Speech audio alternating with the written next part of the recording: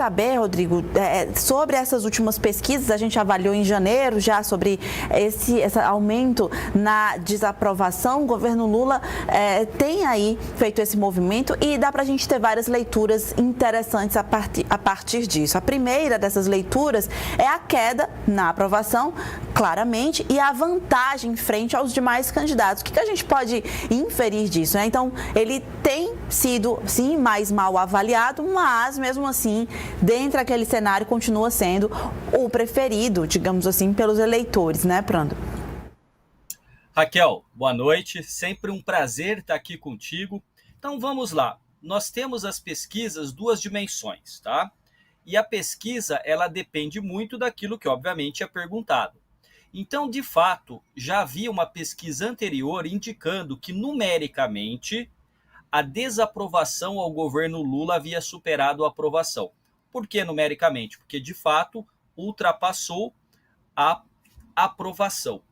Entretanto, você tem aí a chamada margem de erro, ou seja, pode estar mais ou menos, dependendo da pesquisa, de 2 a 3% para mais ou para menos, o que diríamos que estaria dentro de uma estabilidade, mas numericamente ultrapassou a desaprovação e aí isso acende, obviamente, uma luz amarela no Palácio do Planalto.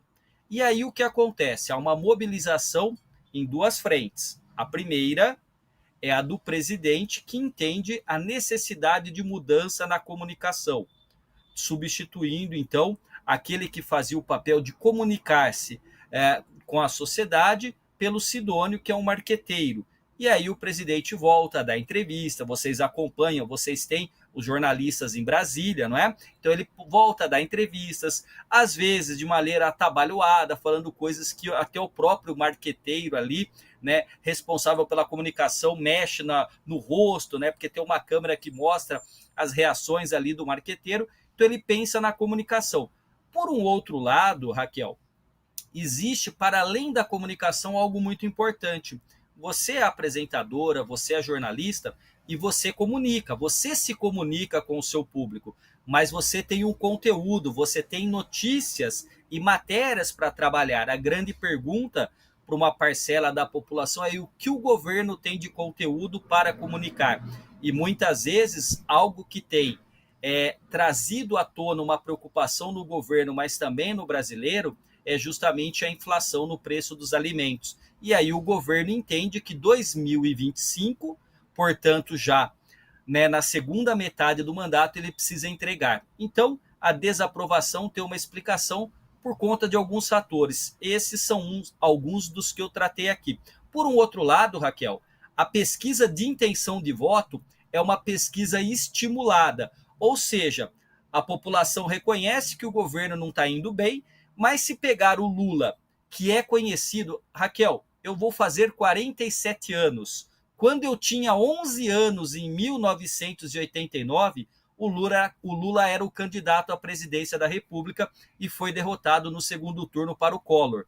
Ou seja, praticamente a minha vida inteira, e tenho certeza que a sua, e de parte substancial da audiência, é com a figura do Lula disputando a presidência ou ali nos holofotes, no poder da República. O que significa que o Lula é a figura com maior recall na política brasileira, com um nome, uma marca fixada. Então, quando você pergunta se você votaria no Lula e coloca os adversários, Bolsonaro, Michele Bolsonaro, Eduardo Bolsonaro, Gustavo Lima, Pablo Marçal, Ronaldo Caiado, Zema, Ratinho Júnior, o Lula sai em larga vantagem. Lembrando, ele perdeu 3 vezes, foi eleito 2 vezes, fez a sucessora 2 vezes, foi preso, Raquel, e voltou agora à presidência da República. Então, desculpa se eu me alonguei muito, mas eu tentei sintetizar, porque a pesquisa reflete o momento, ela é uma fotografia. O interessante para a ciência política é entender o filme no decorrer do tempo, tanto na aprovação e desaprovação, quanto na intenção de voto.